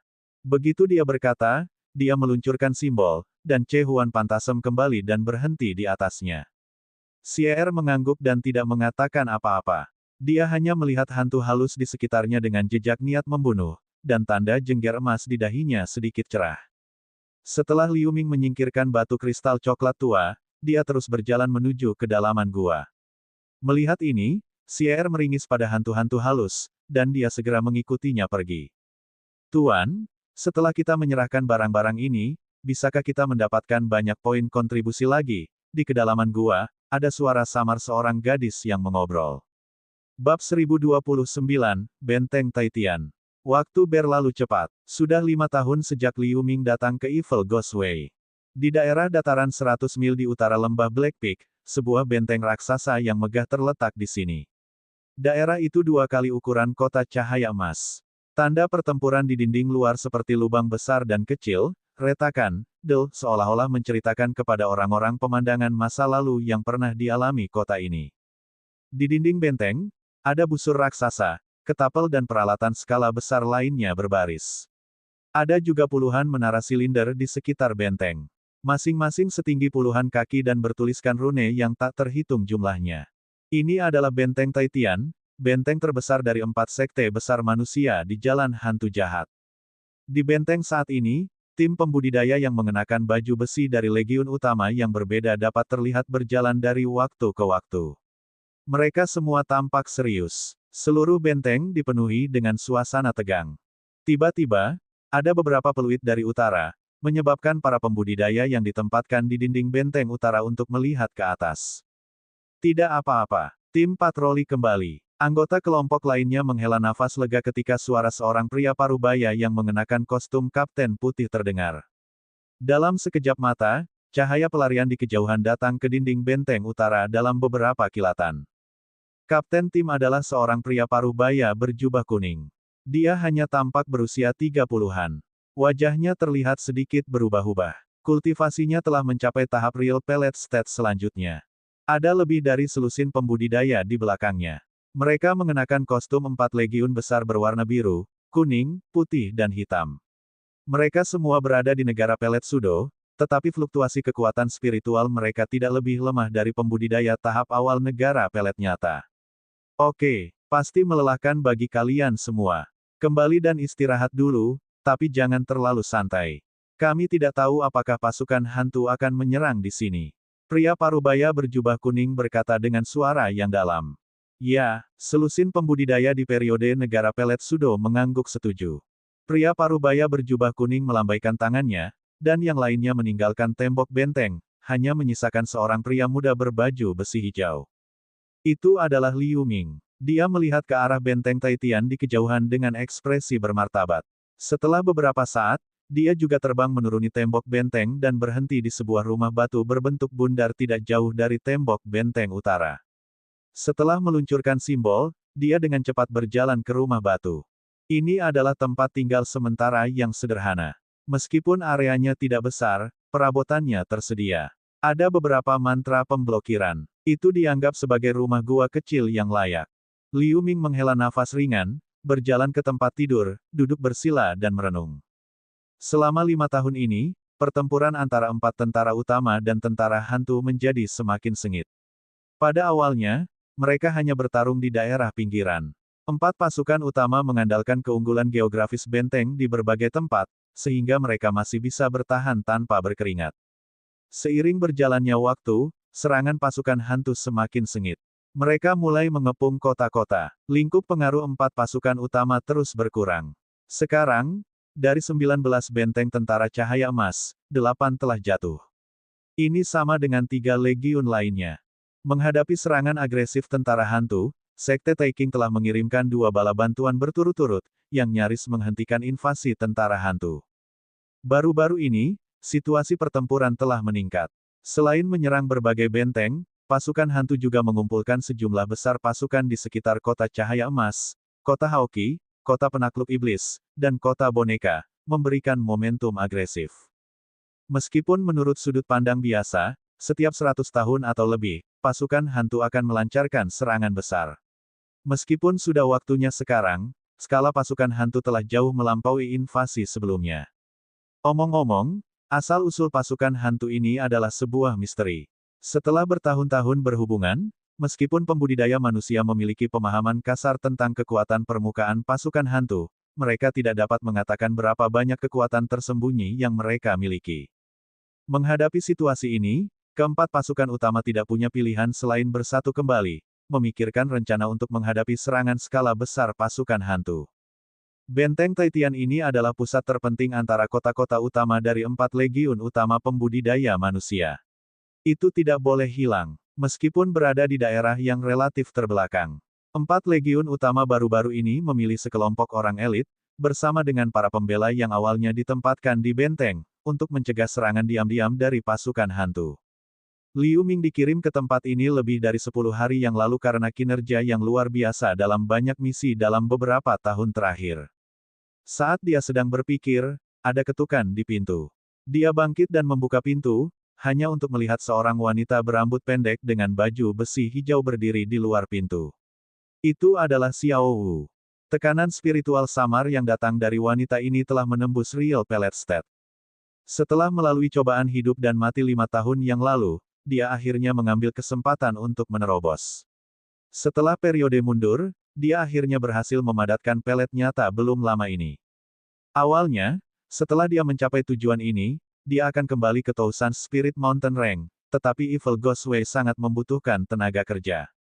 Selain itu, Evil Ghostway kaya akan Yin Qi, yang memainkan peran besar dalam menstabilkan budidaya para pembudidaya hantu seperti Xiao Wu. Jadi, dia memikirkannya lagi, dan dia memutuskan untuk tinggal. Dia juga dikirim ke Benteng Taitian sebagai murid elit. Kakak senior Xiao Wu, Liu Ming disambut dengan senyum. Rekan muda magang Liu, saya pikir sudah waktunya bagi tim patroli Anda untuk kembali. Xiao Wu tersenyum. Mereka berasal dari puncak yang sama. Ditambah insiden di lereng Herring Roh, mereka menjadi sedikit lebih dekat satu sama lain. Mereka biasanya mendiskusikan beberapa pengalaman kultivasi. Tim di mana kakak perempuan magang senior bertanggung jawab atas area barat laut benteng, kan? Liu Ming membiarkan Xiao Wu masuk ke kamar dan bangun untuk membuat tes spiritual. Ya, aku baru kembali kemarin. Untung di sini masih sepi. Belum ada tanda-tanda tentara hantu. Xiao Wu melirik Liu Ming yang sedang membuat teh dan berkata dengan santai. Meskipun pasukan hantu belum muncul di dekat benteng Taitian, beberapa pembudidaya surgawi menjaga di sini untuk berjaga-jaga. Liu Ming dan pembudidaya lainnya yang dikirim kemudian dipisahkan menjadi beberapa tim untuk berpatroli di daerah dekat benteng Taitian. Dalam aroma teh, mereka duduk berhadap-hadapan. Aku ingin tahu bagaimana situasi 4 kota besar sekarang. Aku tidak menyangka akan menghadapi perang skala besar seperti itu hanya beberapa tahun setelah aku datang ke Evil Ghostway. Liu Ming menghela nafas tak berdaya. Meskipun dia ingin mendorong batasnya dengan bertarung dengan hantu di jalan hantu jahat untuk menemukan kesempatan untuk menerobos, dia tidak pernah ingin berpartisipasi dalam perang skala besar seperti itu.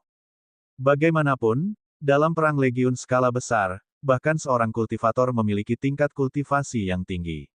Dia mungkin mati tanpa mengetahui apa yang terjadi. Rekan muda magang Liu tidak perlu terlalu khawatir. Benteng Taitian relatif aman di sini. Masing-masing dari 4 legiun utama telah mengirim Grand Elder negara surgawi ke sini, dan ada lusinan wakil tetua negara pelet nyata, beberapa susunan besar dan pesona pertahanan tanpa akhir. Setelah semuanya digunakan, saya percaya bahkan jika hantu mistik datang, akan sulit untuk menembusnya dalam waktu singkat. Itu cukup untuk membeli cukup waktu untuk kedatangan bala bantuan. Xiao Wu sepertinya melihat kekhawatiran Liu Ming. Aku harap begitu. Liu Ming tahu itu, tetapi begitu perang dimulai, tidak ada yang yakin apa yang akan terjadi. Omong-omong, mereka memobilisasi kita di sini, di satu sisi, untuk memperkuat kekuatan pertahanan benteng Taitian ini. Di sisi lain, mereka mungkin ingin menempatkan kita di area yang relatif aman sebagai pasukan cadangan dan pasukan kejutan yang penting. Xiao Wu terus berkata, jika ini masalahnya, setidaknya keselamatan kita harus baik-baik saja untuk saat ini. Liu Ming berkata sambil tersenyum. Dalam perang pembudidaya skala besar, beberapa gelombang pertempuran pertama adalah yang paling brutal, dan para pembudidaya paling banyak mati. Setelah beberapa gelombang pertama selesai, kedua sisi jatuh ke jalan buntu, maka para pembudidaya akan mati jauh lebih sedikit. Ketika Liu Ming mendengar bahwa dia dikirim ke sini untuk mempertahankan benteng Taitian, dia sedikit lega. Sama seperti Liu Ming dan Xiao Wu sedang minum teh dan mengobrol, suara bel terus datang dari segala arah. Suara apa ini? Liu Ming dan Xiao Wu tidak bisa menahan diri untuk saling memandang, dan mereka berjalan keluar. Suara ini persis seperti suara lonceng penenang jiwa di tengah benteng Taitian. Ada banyak orang di luar, seperti Liu Ming, yang berjalan keluar dari kediaman mereka setelah mendengar bel. Mereka semua tampak terkejut. Setelah bel berbunyi sebentar, perlahan-lahan berhenti. Murid dari semua sekte berkumpul di aula konferensi di alun-alun pusat. Sebuah suara agung terdengar, dan itu terdengar jelas di telinga semua orang. Liu Ming dan Xiao Hu saling memandang tanpa berbicara, dan mereka terbang menuju alun-alun pusat di benteng Taitian. Sepanjang jalan, banyak pembudidaya yang mengenakan baju besi dari 4 legiun utama terbang ke arah yang sama pada saat ini. Semua orang tampak sangat serius. Segera, Liu Ming dan Xiao Hu mendarat di alun-alun terbuka yang besar, di mana sebuah aula batu hijau besar berada. Ketika Liu Ming pertama kali datang ke sini, dia datang ke sini sekali. Segera, dia berjalan ke aula bersama Xiao Hu. Ada hampir 1000 pembudidaya berkumpul di dalamnya. Dia melihat sekeliling dan menemukan bahwa sebagian besar murid yang ditempatkan di sini tidak memiliki kultivasi yang tinggi. Mereka sebagian besar berada di keadaan kondensasi, dan hanya sedikit pada periode kristalisasi. Mereka membisikkan sesuatu dengan cemas. Begitu perang dimulai, orang-orang ini kemungkinan akan digunakan sebagai umpan meriam. Ini juga yang paling dikhawatirkan oleh sekte luar dan murid yang dihukum. Bab 1030, Perang Segera.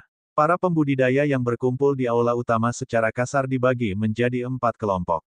Meskipun 4 legiun utama dikatakan bekerja bersama, mereka masih dalam kelompok mereka sendiri. Ada juga tampaknya permusuhan antara masing-masing kelompok. Di depan aula utama, ada sekitar 30 pembudidaya negara pelet nyata yang mengenakan kostum wakil. Ini adalah para tetua dari berbagai sekte yang dikirim ke benteng Taitian. Mereka semua tampak muram. Liu Ming dan Xiao Hu diam-diam berjalan ke antrian orang-orang sekte Taiking, berdiri di posisi yang relatif depan, dan menunggu dengan tenang.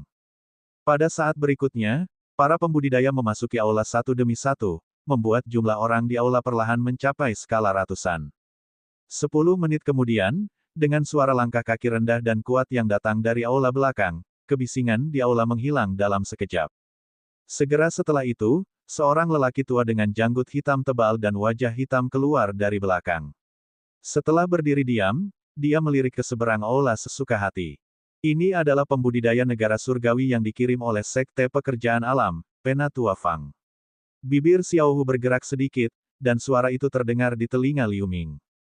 Liu Ming mengangguk ketika dia mendengar kata-kata itu, lalu dia melihat ke atas dan ke bawah pada pria tua berwajah hitam itu untuk sementara waktu. Dia baru berada di benteng Taitian selama lebih dari 10 hari, jadi dia belum melihat 4 pembudidaya negara surgawi yang dikirim ke sini. Para pembudidaya negara surgawi ini adalah kekuatan inti sebenarnya dari benteng Taitian. Mereka umumnya tidak akan muncul di depan orang luar. Bahkan jika ada instruksi penting yang perlu dikeluarkan, hanya satu orang yang akan muncul. Kami memanggilmu ke sini kali ini karena ada berita penting untuk diumumkan kepadamu. Pria tua berwajah hitam itu tidak berbicara omong kosong. Setelah jeda, dia berkata, kami baru saja menerima kabar bahwa barisan depan pasukan hantu akhirnya mulai bergerak. Saat ini, ada hampir 10.000 pion hantu jahat yang menyerang kota penakluk iblis. Suara lelaki tua itu tidak keras, tetapi jelas terdengar di telinga semua orang yang hadir. Ketika semua orang mendengar kata-kata itu, mereka terkejut. Perang akhirnya dimulai. Selain itu, pasukan hantu di dekat 3 kota utama lainnya juga memiliki beberapa pergerakan. Meskipun pasukan hantu belum ditemukan di dekat benteng Taitian untuk saat ini, kita tidak boleh gegabah.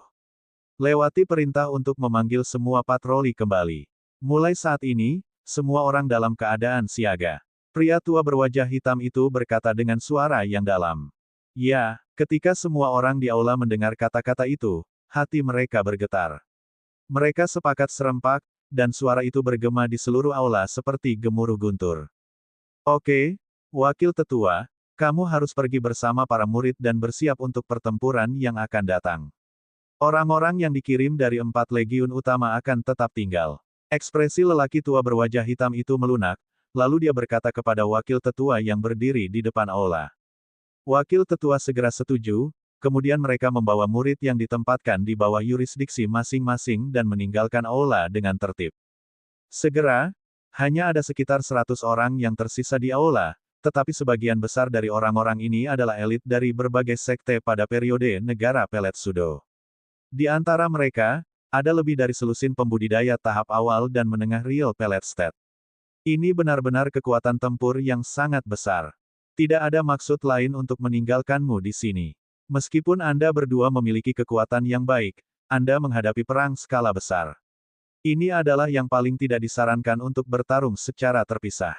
Hanya dengan bekerja sama Anda dapat mengerahkan kekuatan besar.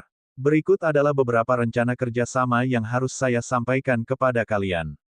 Pria tua berwajah hitam itu berkata. Mendengar ini, Liu Ming dan yang lainnya buru-buru memusatkan pikiran mereka dan mendengarkan.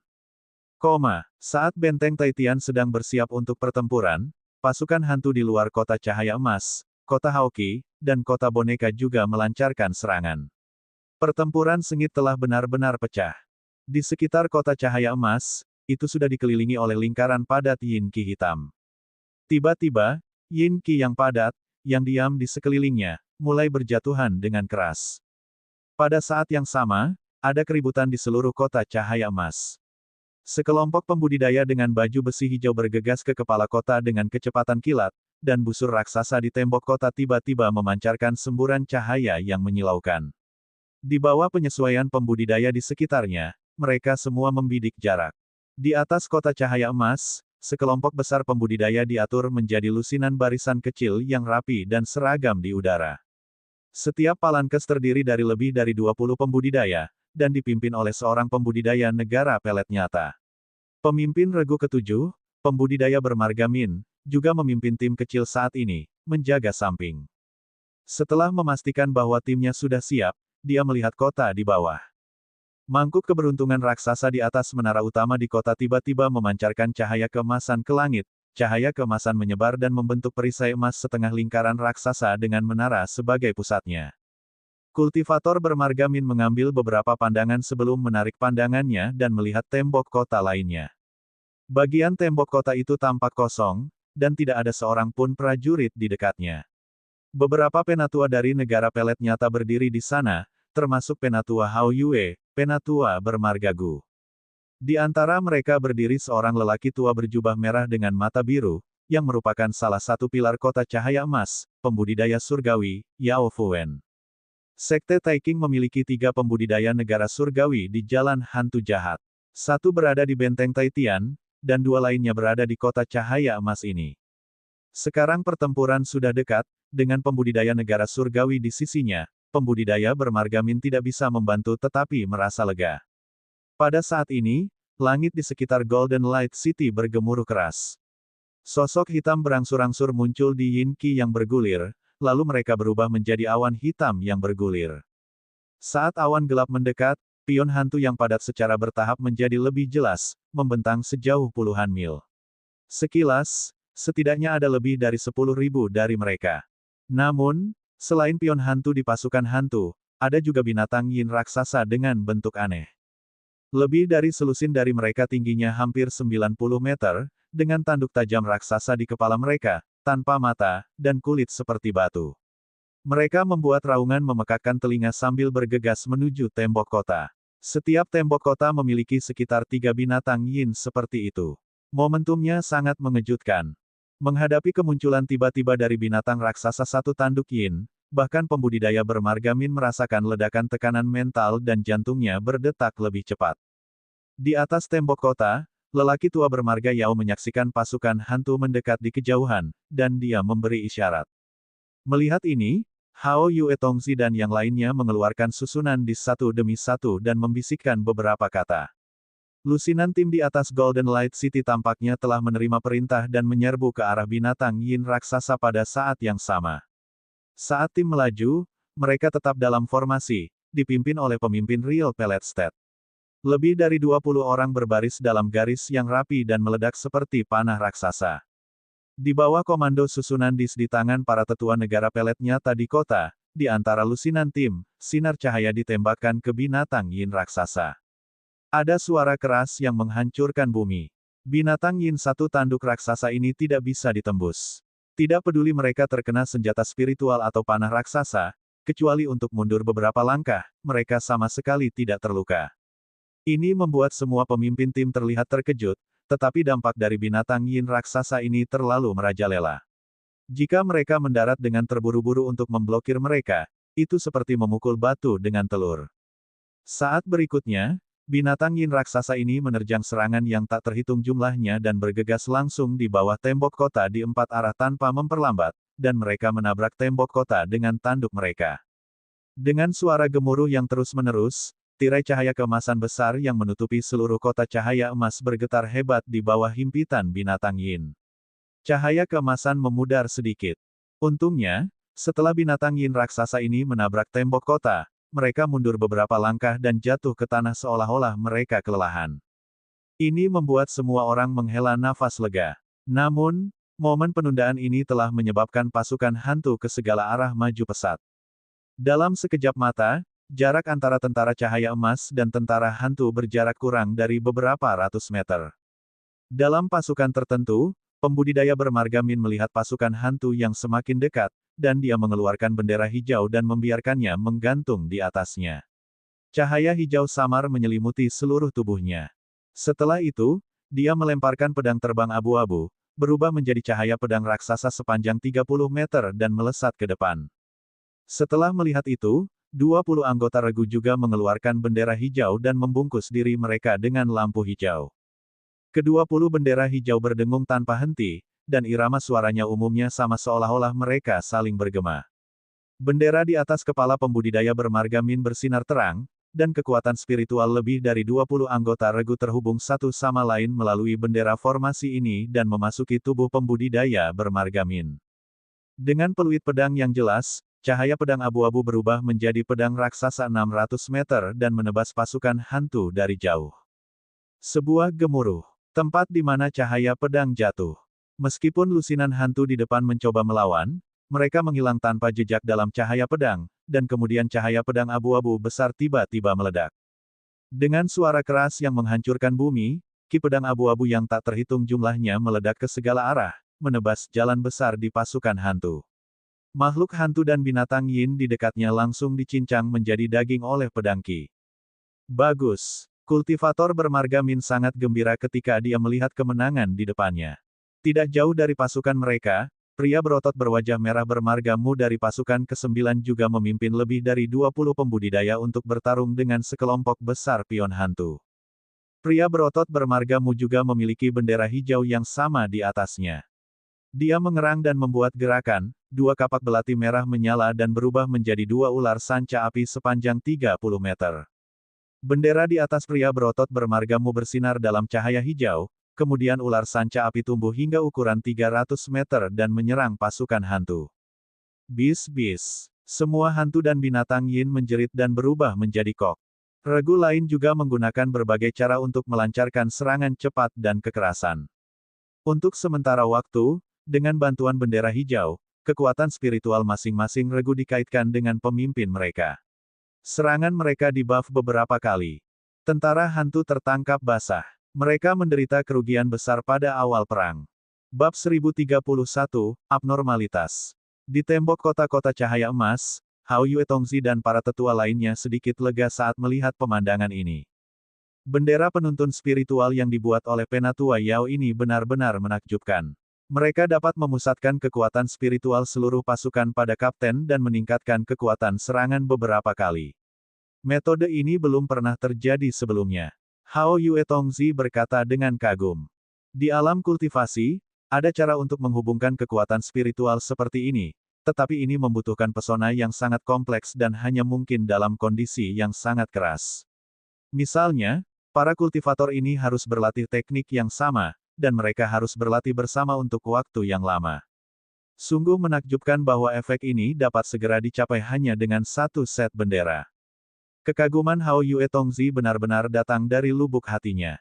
Mata para tetua lainnya yang melihat lelaki tua bermarga Yao itu juga penuh kekaguman. Bendera penuntun spiritual ini cukup berhasil, tetapi juga memiliki kelemahan, yaitu fleksibilitasnya yang buruk. Masih perlu ditingkatkan. Pria tua bermarga Yao menggelengkan kepalanya dan tersenyum puas. Hanya barisan depan pasukan hantu yang menderita beberapa korban. Mereka pasti akan melawan. Perhatikan baik-baik situasi pertempuran. Pria tua bermarga Yao dengan cepat menghilangkan ekspresi sombongnya dan berkata dengan cara yang berbeda. Ya, Hao Yue Tongzi dan yang lainnya buru-buru setuju. Tidak lama setelah Penatua Yao mengatakan itu, pasukan hantu dengan cepat membuat beberapa gerakan seperti yang diharapkan. Suara klakson rendah datang dari belakang pasukan hantu di sisi kultivator bermarga Min. Hantu dan binatang Yin berhenti setelah mendengar klakson, dan mereka membentuk formasi pertahanan. Segera setelah itu, teriakan datang dari formasi tentara melingkar yang terdiri dari ratusan hantu di bawah. Ki hantu hitam meledak dan mengembun menjadi beberapa tentakel hitam besar. Tentakel hitam menamparkan pasukan pembudidaya manusia di dekatnya dengan angin yang menusuk.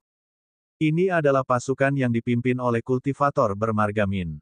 Kultivator bermarga Min mencibir dan memberi isyarat. Cahaya pedang abu-abu muncul dan menyapa tentakel yang tebal. Cahaya pedang abu-abu tumbuh hingga ukuran 300 meter dan dengan mudah memotong satu tentakel hitam. Suara mendesing. Tentakel lainnya berbelok aneh, melewati pembudidaya bermarga Min dari beberapa arah dan menyapu ke arah anggota pasukan di belakangnya. Beberapa suara tajam. Tepi tentakel tersebar menjadi sutra hitam pekat dan menutupi 20 anggota regu. Serangkaian jeritan mengerikan terdengar. Karena para murid di belakang berkonsentrasi untuk menuangkan kekuatan spiritual ke pembudidaya bermarga Min di depan, di bawah penetrasi beberapa sutra hitam, 8 pembudidaya penuh dengan lubang. Meskipun mereka nyaris tidak mempertahankan tempat vital mereka, mereka masih kehilangan kekuatan tempur mereka. Kultivator bermarga Min terkejut. Dia membuat gerakan dan meluncurkan beberapa simbol. Pedang abu-abu raksasa itu terbelah menjadi beberapa lampu pedang raksasa yang identik. Itu adalah teknik Sword Light Split.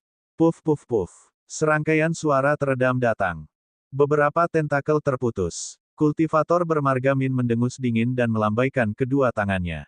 Segera, bayangan pedang abu-abu yang tak terhitung jumlahnya muncul, tetapi mereka sekali lagi mengembun menjadi cahaya pedang abu-abu raksasa sepanjang 300 meter.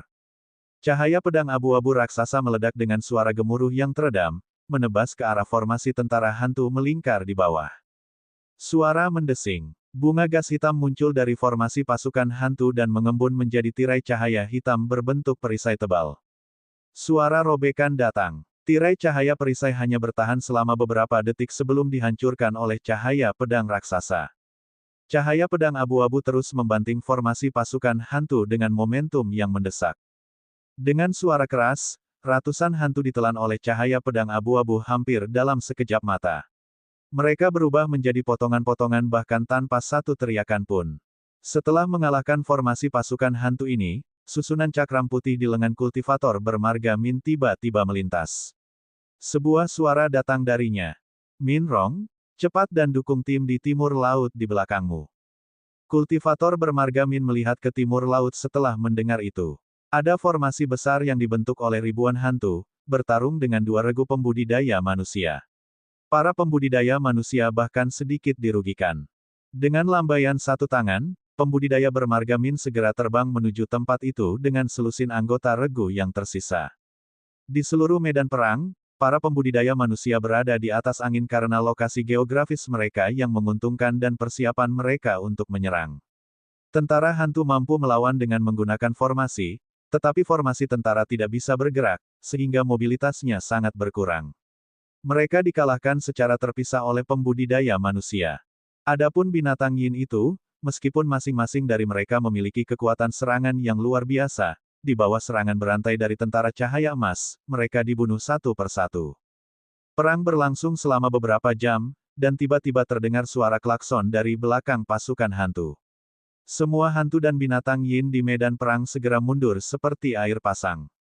Di kota cahaya emas, beberapa tetua yang bertanggung jawab atas komando medan perang buru-buru mengirim pesan, mencegah regu mengejar.